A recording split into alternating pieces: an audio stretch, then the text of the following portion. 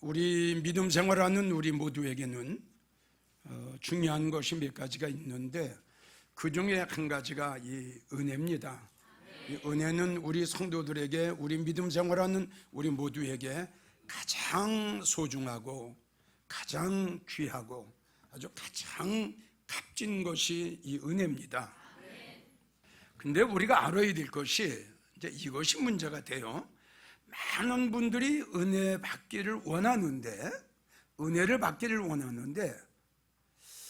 왜 은혜를 받으려고 하느냐? 또 은혜가 뭐냐? 제일 첫째, 은혜가 뭐냐? 은혜가 뭐냐?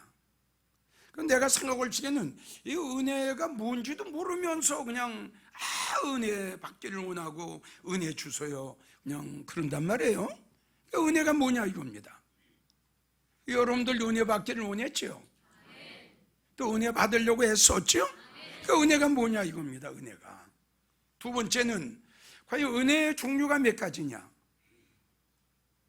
은혜가 한 가지냐? 이 만약에 은혜가 한 가지라면 아주 큰 문제가 생깁니다. 자, 여러분, 은혜가 한 가지면 우리 한번 생각해 봅시다. 노아가 받은 은혜하고 은혜가 하나라면 노아가 받은 은혜하고 우리가 받은 은혜하고 어떻게 해요? 어떻게 해요? 똑같겠죠? 왜요? 은혜가 하나니까. 자, 은혜가 하나라면 다윗이 하나님 앞에 받은 은혜하고 우리가 받은 은혜하고 아주 똑같겠죠? 또 은혜가 하나라면 요셉이 받은 은혜나 우리가 받은 은혜나 또 은혜가 하나라면 바울 사도가 받은 은혜나 우리가 받은 은혜나 아주 동일하겠죠? 어디에 동일한 것 같아요? 아니죠? 이건 아닙니다. 그래서 요한복음 1장 16절을 보면 이런 말씀이 있어요. 은혜 위에 은혜가 있다. 이걸 우리는 잘 모른다는 결론이에요. 자, 세 번째 뭐냐 그러면 자, 내가 은혜를 받아야 되겠는데 그 은혜를 받으려면 어떻게 하나님께서 은혜를 주시느냐? 네 번째는 은혜를 받아야 할 이유가 뭐냐? 자, 은혜를 꼭 받아야 될 텐데 은혜를 꼭 받아야 할 이유가 뭐냐? 즉 말해서 은혜의 중요성이 뭐냐 이거지요. 잘 이해가 가요? 은혜를 받아야 할 이유가 뭐냐? 하여튼 은혜를 받아야 할 이유가 있기 때문에 우리 하나님도 우리 주님도 은혜를 받으라고 말씀하셨죠? 우리는 이런 것들을 지금까지 몰랐어요. 그래서 에베소 4장 13절 주님도 그렇게 말씀했죠. 너희가 하나님의 아들을 믿었으면 좀 알고 믿어라. 그러니까 이런 걸 우리가 알고 믿어야 된단 말이에요. 이런 것들을. 맞죠? 자, 그래서 제일 첫 번째 은혜가 뭐냐 이겁니다. 은혜가 뭐냐? 도대체 은혜가 뭐길래 아주 그렇게 소중하고 은혜가 뭐길래 그렇게 중요하다고 했느냐? 은혜는 제일 첫째 하나님의 사랑을 받는 겁니다. 할렐루야. 이걸 우리가 참 잘 알아야 돼요. 너무 잘 알아야 돼요. 은혜가 뭐라고요? 하나님의 사랑을 받는 겁니다. 자, 두 번째 그 은혜는 뭐냐 그러면 하나님 앞에 긍휼을 받는 거예요. 불쌍히 여기는 거예요. 세 번째 은혜는 뭐냐 그러면 하나님 앞에 용서를 받는 거예요.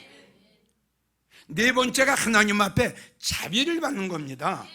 그 외에도 은혜라는 그 두 글자 속에는 많은 그 뜻과 의미가 있는데 한마디로 말씀드려서 자, 사울이라는 청년이 다메섹 도상에서 엄청나게 예수님 핍박했죠. 그리고 주님을 따르는 믿음의 사람들을 잡아다가 감옥에 집어넣고 그리고 복음을 증거하는 그 스데반 집사를 돌려치고 피를 토하가 순교당하는 그 스데반 집사의 옷을 벗기게 하고 그러한 청년이 바로 사울이라는 청년이었거든요. 이 사울이라는 청년이 나중에 큰 이방인의 사도가 됩니다. 할렐루야. 지금으로 말하면 인류 부흥 강사가 되지요. 근데 그렇게 예수가 싫어서 예수님을 핍박했던 사울이라는 청년이 이게 주의 종이 됐어요. 아멘. 자, 왜 됐을까요? 그렇죠. 은혜로 된 거예요. 그러니까 바울 사도가 그랬잖아요. 내가 목사가 된 것은, 내가 사도가 된 것은, 내가 이방인에게 복음을 증거하는 복음자가 된 것은 하나님의 은혜였다. 그게 뭡니까? 바울 사도의 그 엄청난 죄를 하나님이 용서하신 거예요. 하나님이 긍휼을 베푸시고 하나님이 그에게 사랑을 하신 겁니다. 이게 모두 다 엮어서 은혜라고 합니다. 그러니까 여러분들이 은혜 받으러 기도원 가지요? 아멘이에요? 그러니까 거기서 방언이 터졌다. 그러면 여러분들은 은혜 받고 온 것이 아니라 은사 받고 내려온 거예요. 이걸 아셔야 돼요, 여러분들이.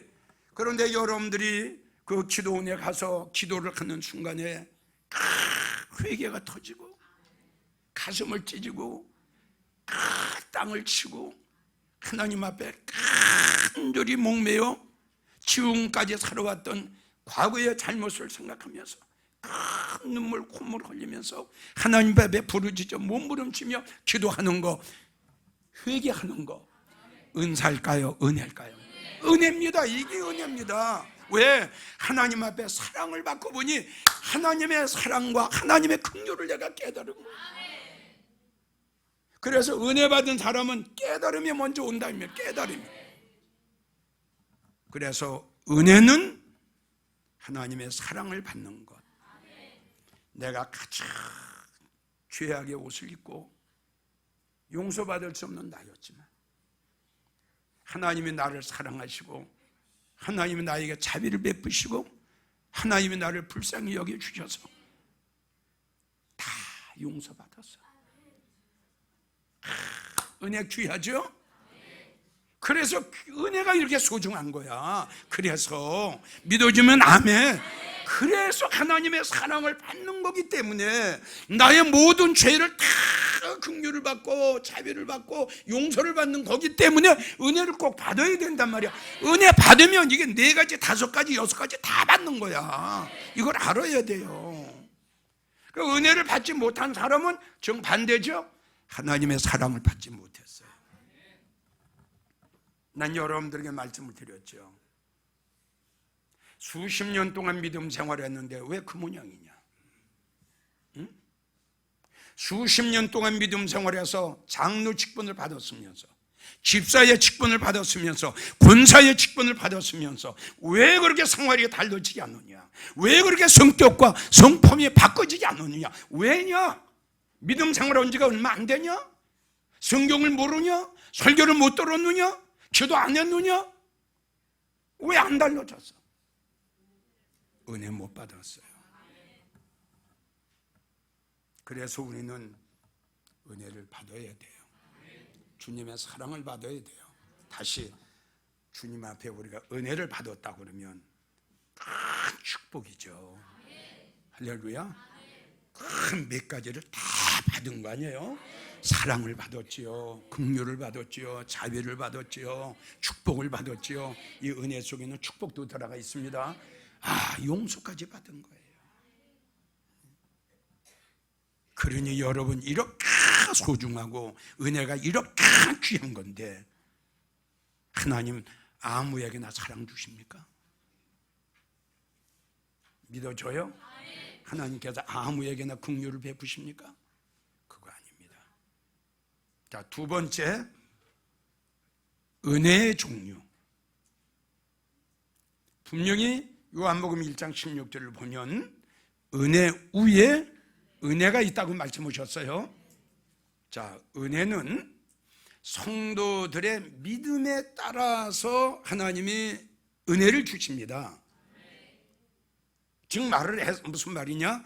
하나님과 여러분들에게 관계, 즉 한마디로 말해서 야고보 2장에 나오는 믿음이 있노라 하고 행함이 없죠? 이해가 가요? 그리고 우리가 성경을 보니까 믿음의 종류가 한 14가지가 나오죠? 그러니까 그 믿음에 따라서 하나님께서 은혜를 주신다, 이렇게 생각하면 여러분들이 이해가 빨리 갈 거예요. 잘 믿어집니까? 자, 여러분들이 야고보 2장에 행함이 없는 믿음은? 그럼 이 죽은 믿음을 가진 성도에게 하나님께서 은혜를 주시겠어요? 그래서 은혜는 성도의 믿음에 따라서 하나님이 은혜를 주신다. 그래도 제일 첫째, 열왕기상 3장 6절을 보면 큰 은혜가 나옵니다. 그러니까 은혜 위에 은혜가 뭐죠? 큰 은혜예요. 열왕기상 3장 6절, 주님께서 저에게 큰 은혜를 베푸셨고 또 나를 위해서 큰 은혜를 예비하셨다. 할렐루야. 큰 은혜를 예비해 놓으셨어요. 다시 말씀드리지만 이 은혜는 여러 가지가 있는데, 은혜 종류가 여러 가지가 있는데, 그 성도의 행함, 그 성도의 믿음에 따라서 하나님께서 은혜를 주신다는 거, 이걸 꼭 알고 계셔야 돼요. 느헤미야 13장 22절을 보면 주님의 큰 은혜로 나를 아껴 주시옵소서. 할렐루야. 큰 은혜로 주님 나를 아껴 주세요. 아멘. 그러니까 여기 이제 아껴달라는 그 뜻 속에는 또 여러 가지가 있어요. 바로 그 은혜입니다. 하나님의 큰 은혜로 나를 사랑해 주세요. 하나님의 큰 은혜로 나를 긍휼을 베풀어 주세요. 하나님의 큰 은혜로 나의 모든 죄를 용서해 주세요. 이 뜻이 되지요. 큰 은혜로 나를 아껴 주세요. 자, 이 큰 은혜의 그 위가 뭐냐? 그러니까 은혜 위에 은혜가 뭐예요? 큰 은혜. 큰 은혜의 그 위가 뭐냐면 풍성한 은혜. 아주 그냥 풍성화되는 건 뭐죠? 그냥 먹고 남았어. 믿어집니까? 그래서 고린도후서 8장 7절을 보면 우리를 사랑하는 모든 일에 우리 하나님께서 풍성한 것 같이 은혜에도 풍성하게 주신다.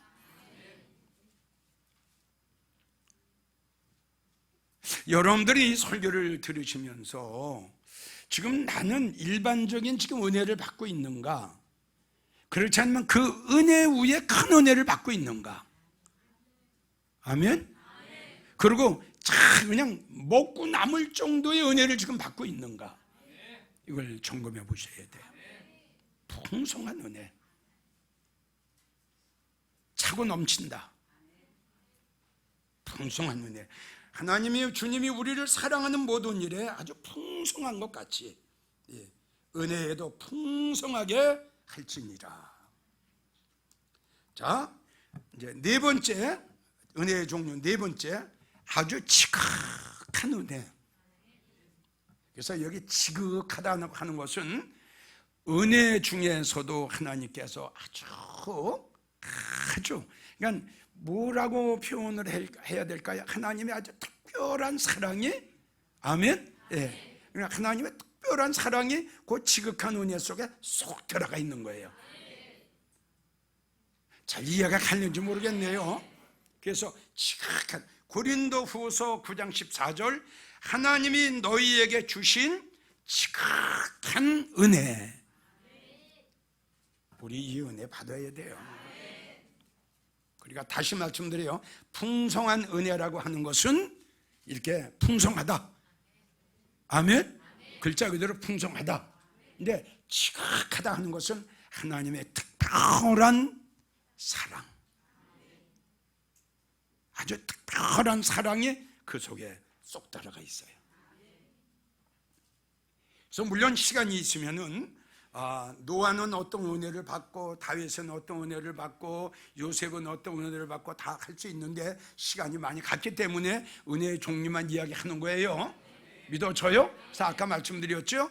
노아가 받은 은혜와 다윗이 받은 은혜가 또 틀립니다. 이거 아셔야 돼요. 다윗이 받은 은혜와 요셉이 받은 은혜가 또 틀립니다. 그래서 다섯 번째 은혜는 확실한 은혜. 이사야 55장 3절. 우리 하나님께서 다윗에게 은혜를 주셨는데 그 은혜의 이름이 뭐냐 그러면 확실하다. 참 이게 참 다 그래요. 큰 은혜도 받아야 되고, 그렇죠? 풍성한 은혜도 받아야 되고, 또 지극한 은혜도 받아야 되고, 또 이것도 받아야 되겠단 말이에요. 이거 다윗이 받았던 이거 확실한 은혜, 이거 받아야 됩니다. 그러니까 여기 확실한 은혜라는 것은 이 언약하고요, 할렐루야, 이거 언약하고 연결이 돼요. 그러니까 확실하다는 뜻이 뭐죠? 그렇죠. 변하지 않는다. 이게 변하지 않는다. 참 이런 하나님께서 다윗에게 그 시골에서 그저 막대기 가지고 양을 치던 10대 소년 다윗을 불러가지고 성경을 봤더니 우리 하나님께서 먼 장래에, 할렐루야, 먼 장래에 수십 년 후에, 믿어지면 아멘 하세요. 내가 너를 이스라엘에 종기한 자라고. 이거 말씀이야. 이 말씀 확실하다 이거야. 변하지 않는 거지요. 바로 이 확실한 은혜 속에는 변하지 않는 하나님의 언약이 여기 따라가 있는 거예요. 우리도 천국 올라가기 전에, 주님 오시기 전에 이 언약 받아야 되지 않아요? 이것만 받아놓으면 뭐 보증수표 받은 거 아니에요? 이거 보증수표예요. 이거는 아멘이에요? 그래서 이거 설교하면 깁니다. 이 확실한 은혜와 연결되는 게 많아요. 하나님은 언약을 오셨죠? 그 다음에 하나님께서 맹세를 오십니다. 할렐루야. 엄청난 거예요. 엄청나. 하나님을 두시고 맹세를 하는 거예요. 내가 너를 존귀한 자로 만들어 주는데 나의 이름으로 내가 너를 높여주고 나의 은혜로 내가 너를 존귀한 자로 높일 거다. 얼마나 멋있습니까? 그냥 절로 힘이 나지? 돈 없어도 좋지? 살만 나지? 이게 살만 나는 거예요. 이게 다른 게 살만 나는 게 아니라. 끝으로 그리스도 예수 안에 있는 은혜가 나옵니다. 여기에 확실한 은혜 앞으로 메모를 하세요. 확실한 은혜. 여러분들 그리스도 예수 안에 아시죠?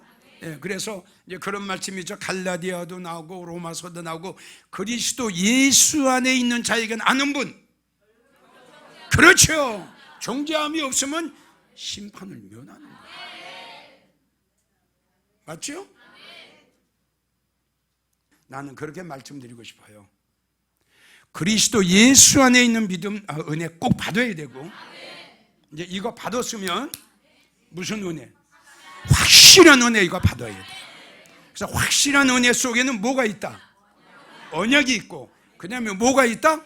하나님의 맹세가 있어요. 이거 받으면 보증수표예요. 세 번째, 자, 은혜를 받으려면 어떻게 은혜를 받느냐? 성경에 딱 세 가지가 나와요. 은혜 받으려면 제일 첫째, 정직해야 됩니다. 이걸 우리가 너무 쉽게 생각하면 안 됩니다. 뭐 거짓말이나 안 하고 뭐 이런 차원이 아닙니다. 성경상의 정직한 거, 제일 첫째, 어디가 정직해야 되냐? 마음이 정직해야 돼요. 이것도 설교하면 한참 해야 됩니다. 마음이 정직한 자. 우리 마음이 정직해야 돼요. 마음이 정직해야 돼요. 그래서 잠언 14장 9절, 하나님께서는 정직한 자에게 은혜를 주신다. 잠언 14장 9절. 자, 그러면 어디가 정직해야 되냐? 시편 36편 10절. 시편 36편 10절. 마음이 정직한 자에게 우리 하나님께서는 의를 베푸신다. 마음이 정직해야 돼요. 마음이. 그러니까 쉽게 말씀드려서 뭐냐 그러면 야고보 2장에 나오는 믿음이 있노라 하고 행함이 없는 사람은 어디에 정직한 자예요? 그냥 입으로만 주님 사랑하는 거예요. 마음이 정직하지 못해요. 그래서 하나님께서는 마음이 정직한 자에게 은혜를 주시는 거예요. 하나님 앞에 인색한 자가, 입으로만 주님을 사랑하고 행함이 없는 자가 어떻게 여러분 정직합니까? 지금 이야기하는데 하나님 걸 도둑질해 먹은 자가 어떻게 마음이 정직합니까? 믿으십니까? 이런 성도 은혜 못 받습니다. 착각하지 마십시오. 두 번째, 어디가 정직해야 되느냐 하면 잠언 13장 6절, 행실이 정직해야 됩니다. 믿어지면 아멘 하세요. 행실이 정직해요. 오늘날 여러분들 믿음 생활을 하면서 정말 그 엉터리 아닙니까? 술집에 가서 술 먹고 노래방 가서 세상 노래 부르고 이거 얼마나 많습니까? 지금 이런 사람들 때문에 복음이 방해가 되는 거 아니에요? 행실이 정직하지 않다는 말입니다. 행실이. 그러니까 안 믿는 사람들이 그들의 행실을 보고 저기 교회 나가는 집사래, 저기 교회 나가는 저기 권사래, 뭘 보고? 그 행실 보고, 그 말하는 거 보고. 우리는 행실이 정직해야 돼요. 이 행실이 온전하고 행실이 깨끗한 사람이 돼야 돼요. 교회에서도 마찬가지예요. 행실이 아름답고 행실이 은혜가 되어야 되고 행실이 정직해야 돼요. 자, 세 번째, 잠언 16장 13절, 말이 정직해야 돼요. 말하는 게 정직해야 돼요.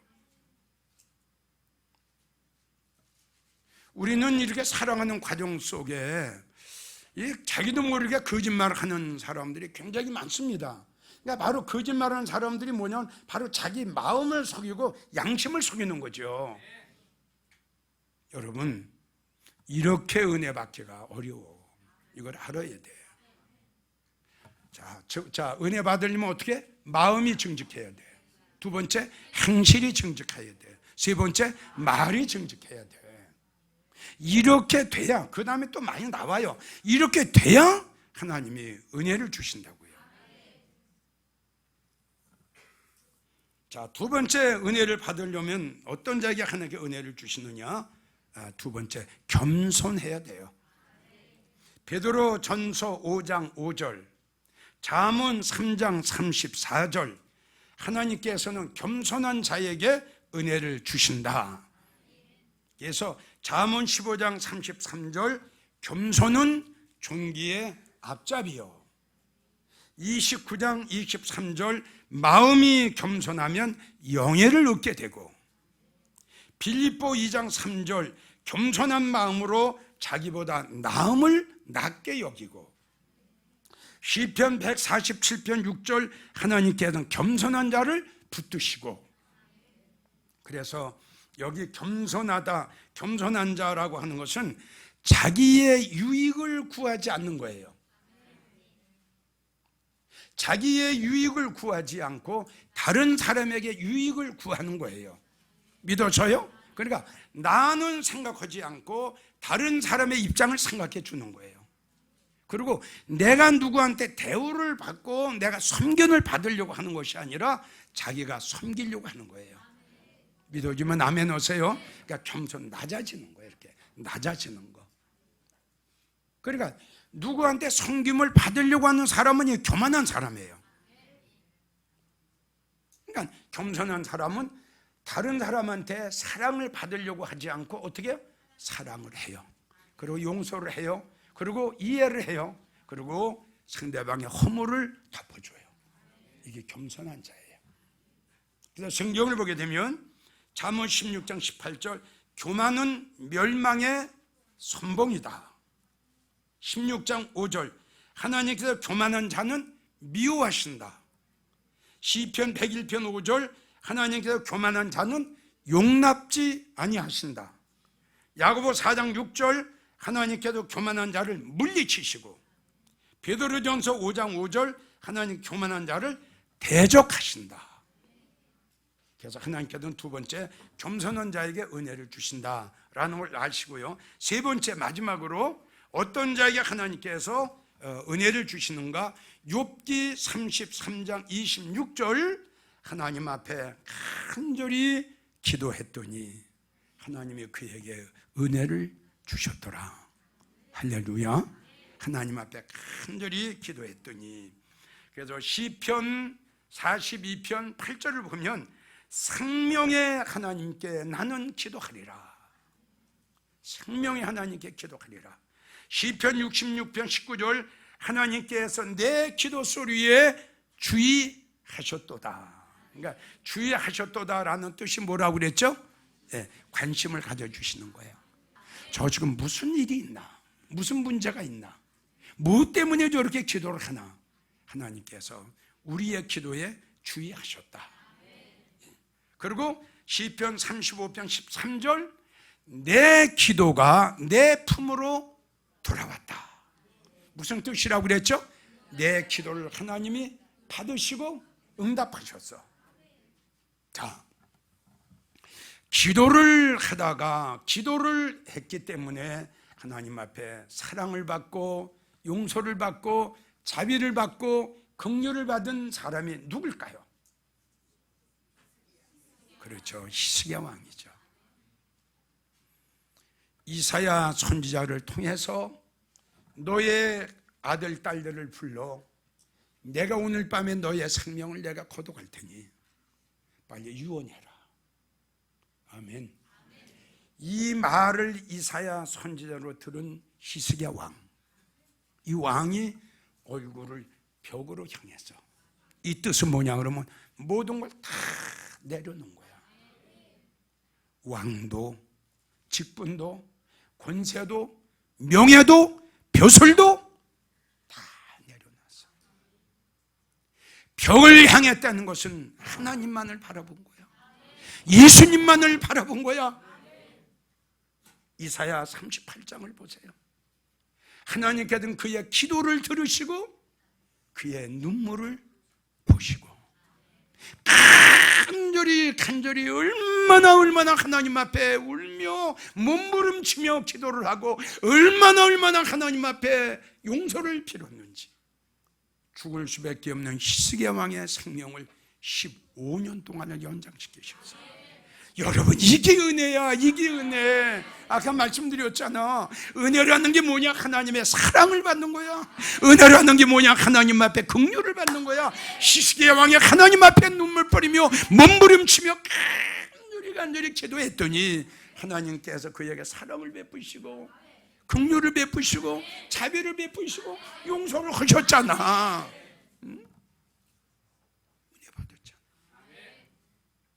자, 멸망당할 수밖에 없는 니느웨 성. 하나님은 니느웨 성을 멸망하시기로 작정하셨잖아. 네? 하나님은 니느웨 성 백성들에게 기회를 주셨어. 이 말씀을 잘 들어야 돼요. 우리도 하나님 앞에 회개할 사람은 기회를 놓치면 안 돼요. 믿어지면 아멘 하세요. 그래서 하나님께서 니느웨 백성들에게 은혜를 받을 수 있는, 회개를 할 수 있는, 하나님의 사랑을 받을 수 있는, 기도할 수 있는 기회를 요나를 통해서 주신 거예요. 아멘. 지금부터 40일이 지나면 니느웨 성 멸망한다. 그 말을 들은 왕을 비롯해서 김성에 이르기까지 베옷을 입고 죄를 무릅쓰고 물도 마시지 않고 정말 간절히 하나님 앞에 회개했더니 하나님께서 긍휼을 베푸셨잖아요. 믿어지면 아멘 하세요. 하나님께서 용서하셨잖아요. 여러분, 이게 은혜야. 이게. 그러니까 아까 말씀 은혜의 중요성, 은혜가 얼마나 중요하냐. 오늘 이 은혜에 대해서 설교를 들은 성도 여러분, 다음 주일날은 은혜의 중요성에 대해서 여러분들에게 설교를 할 겁니다. 은혜가 얼마나 중요하냐, 은혜가 어떻게 얼마나 소중하고 얼마나 귀한 거냐. 은혜를 받으면 어떻게 되냐. 할렐루야. 은혜를 받으면 어떻게 되냐. 이것이 은혜를 받아야 할 이유, 은혜의 중요성 기대하세요.